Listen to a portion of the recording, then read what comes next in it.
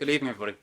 My journey started on the South Circular Road, bus stop 37 on the way to Stockwell. I've got a little boy, 2.5 years old, with me, and we've just come down West Hill, which is the A3, crossed over to the South Circular Road, waiting for the bus that's going to take us to Lambeth, and then from there walk along the Brixton Road, and then go to Stockwell Skate Park. Anyone know Stockwell Skate Park? Yeah. Brixton Bowl, kind of going around there, 2.5 years old, my son. There's a video on it on YouTube, total biker, Stockwell Skate Park, and he's amazing doing this. I'm thinking, yes, what a great dad.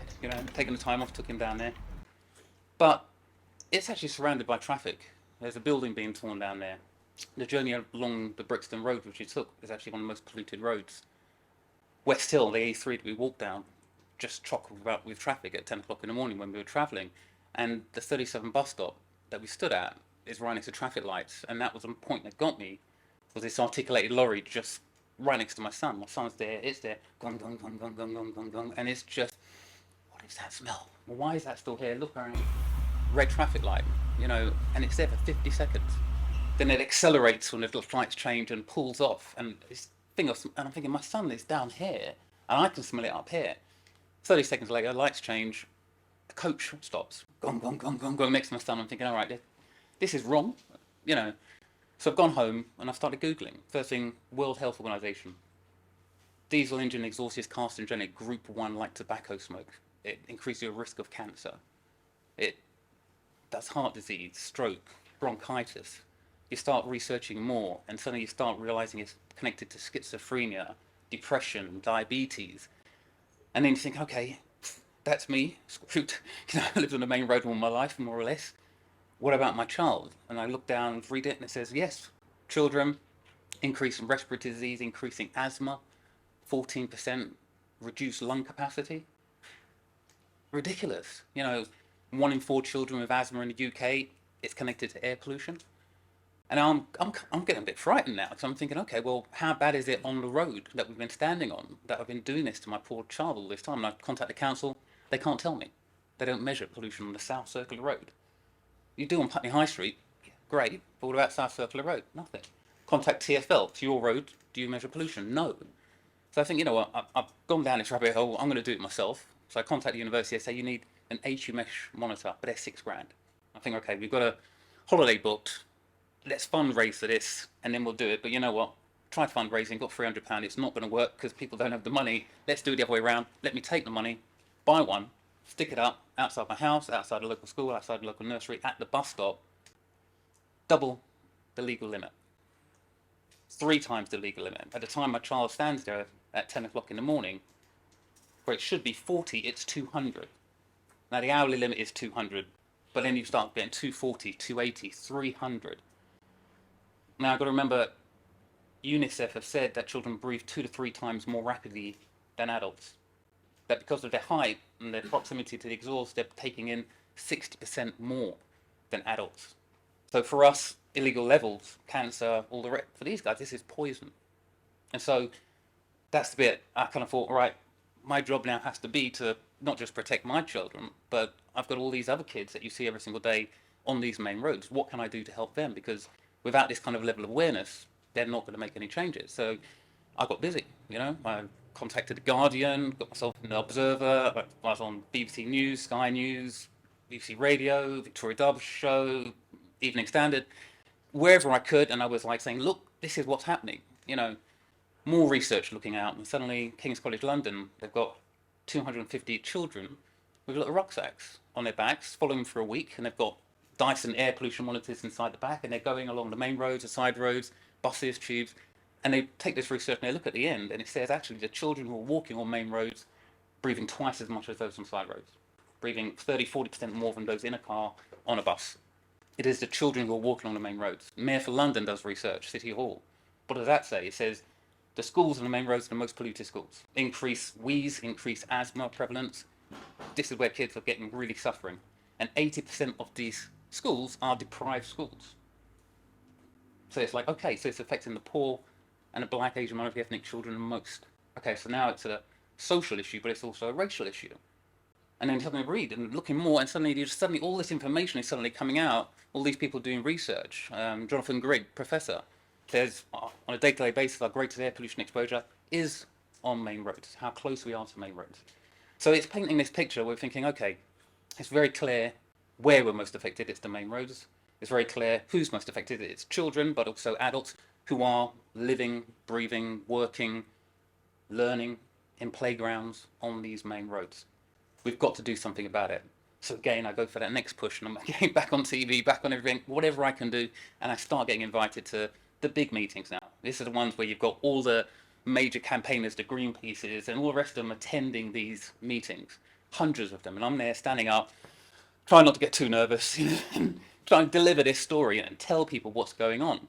And you see all these people nodding, they get it, and it's like, great. What are we going to do about it? We've got some solutions here. We got what can we do about it? And they're looking to me for solutions. And it's almost like, come on, guys, let's work together and find solutions. You know, who's most responsible? Air Quality News comes out with great research and kind of says, actually, research says the poor are the least responsible. It's the wealthy, it's the most affluent. They have more cars, more diesel cars, sometimes 2 or 3. They drive the longest distances. They've got these medium and long journeys they make. You know, they stick their bikes on top of their cars and drive off somewhere to go and have a cycle. You know, they're going off to their country home. Whatever the reasons are, they drive more. So we have to tackle that. We have to tackle those roads. So we start moving a bit close to this now. Get invited to the House of Commons, you know, and Global Action Plan invite me down to speak. And, you know, it's almost like it's reached that point, the collective consciousness and campaigners saying, we're going to tackle this now. We're going to start reducing car ownership on side roads, reducing car use on side roads. We're going to start implementing cycle storage, not just the bicycles, but let's talk about cargo bikes as well. Because I'm a cargo bike ambassador. We have a cargo bike, got one to try and set the example. That's how we get around with our 3 young children, buy a cargo bike for the nurse. And it's like, can everyone start thinking about it? Rather than SUV, get a cargo bike. I was doing presentations for Extinction Rebellion. Just have to flick that in because it's actually very powerful as well in Extinction Rebellion in terms of the kind of collective consciousness. And I was attending like the Die-In at Science Museum or Carambourne Street when they glued themselves to the floor, the things you may have heard about, the dancing around Treasury and Trafalgar Square. I'm there with my son and we're up there, we're speaking, we're talking, and we're convincing people we have to make this change. And we have to tackle the lifestyle of those most responsible for this. And it feels like we're just so close to turning this corner where we're going to start pedestrianising some of the high streets. We're going to start really doing some of the stuff that we need to do. And then COVID hits. And we cancel a lot of the meetings we had lined up, but we're going to make them virtual in about 2 months' time. That's the plan. But suddenly there's this little whisper. And what is that whisper? It's, oh, actually, we've got a way that we don't have to change our lifestyle. We've got a way that we can reduce air pollution on our road without actually having to worry about the main roads. If we just simply close our roads to traffic and export the traffic to the main roads, that traffic will disappear, that traffic will evaporate. No, it won't. Come on, we were all on this together. We had this plan, we knew what we were going to do. Where's this coming from? You know, Living Streets, London Cycling Campaign, they're convinced that they've got this thing called traffic evaporation. It's like, okay, let's look at the details. Paul Lomax did the research and said actually in 87% of cases, traffic doesn't reduce.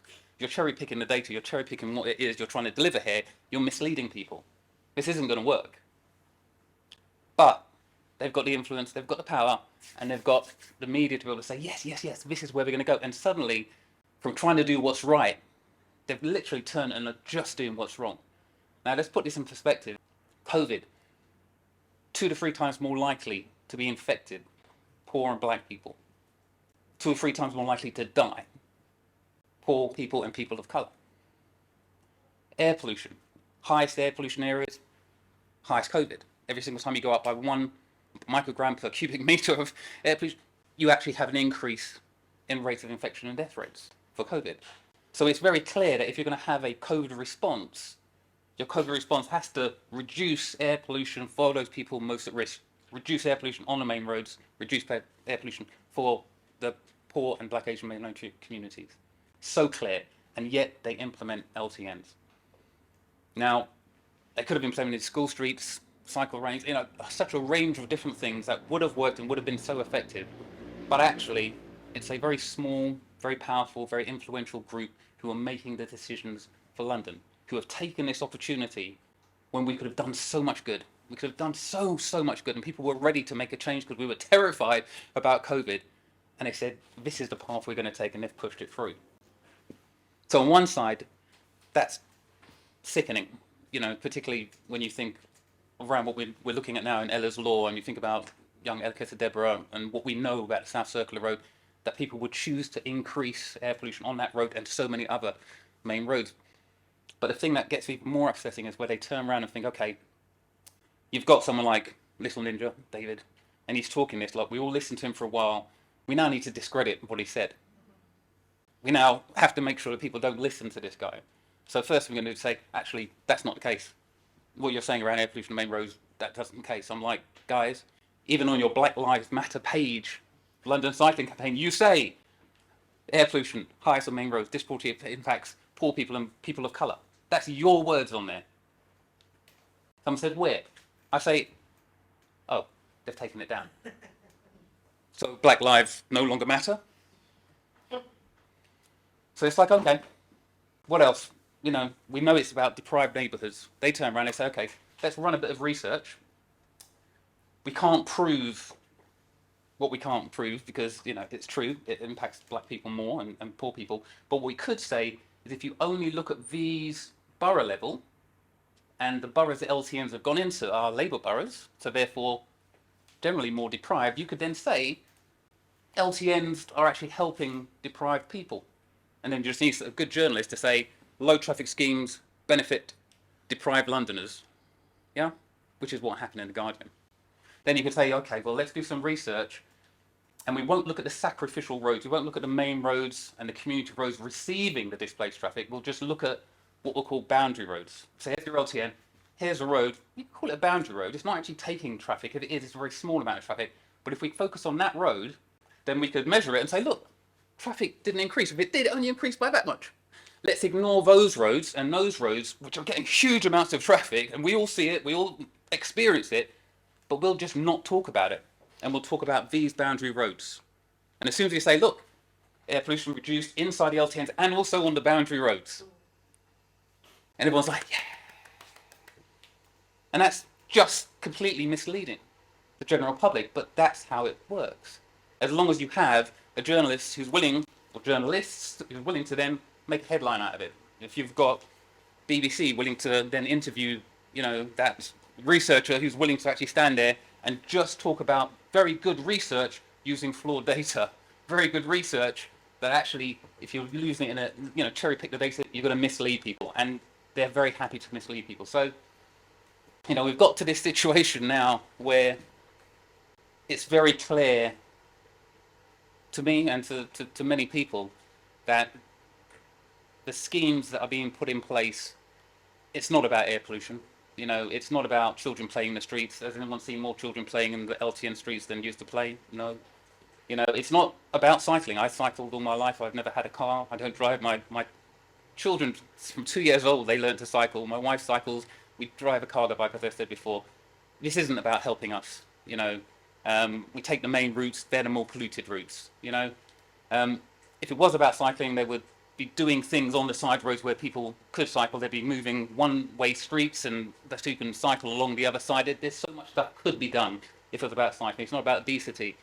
It's certainly not about social justice, as they try and claim, And the fact is that when you look at the system that's in place, we're actually we see it, that it's an affluent group who are deciding on what's best for London. You've got academics willing to do what they need to do with the data to produce research, and then they're getting funding, £1.5 million gone to Westminster, so they can continue doing more of the research in LTN. And then you've got journalists willing to sensationalise any research that comes through to come up with a headline that misleads the public. That is a system in place, that's systemic racism.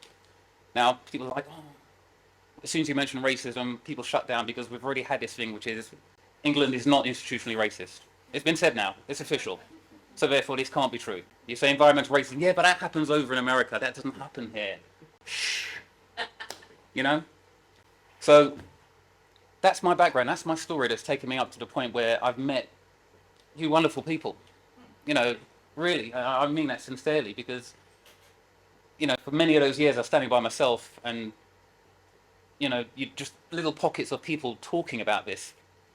And then you get COVID and it gets worse, and then you get LTN and it gets worse, and we get to the position now where, you know, we talk about gentrification, we talk about, you know, what's happened to people with disabilities, to the elderly, people, carers not being able to get to where they need to go, buses being delayed in traffic so people can't get to work, just so much. But actually what we require is a lifestyle change for those people who are most responsible but least at risk, in order to help those least responsible but most at risk. It's the right thing to do as a society, it's the right thing to do for a just city, and we're not doing it. There are thousands of stories like mine where people have been campaigning for clean air, campaigning for social justice for years before LTNs came in. And LTNs have then galvanized them to think, oh my God, I didn't realize this is just the way it's going to be, and it's going to only get worse. It's going to get worse before it's going to get better, unless there is some sort of group that comes together that can work as some sort of umbrella to attract others who are looking and feeling as helpless as I did, and they say, yes, and they come and they come and they come, and it grows and it grows and it grows until eventually we have a voice, a strong voice, a powerful voice which represents hundreds, thousands, tens of thousands. That's the hope, you know, because then it has the power to actually make the change. It has the power to say, actually, these small little lobby groups, yes, you have lots of influence, yes, you have lots of power, but we have the numbers, we have the people, and we have the love and the justice, and that's what will eventually, I think, win the day. So, thank you all.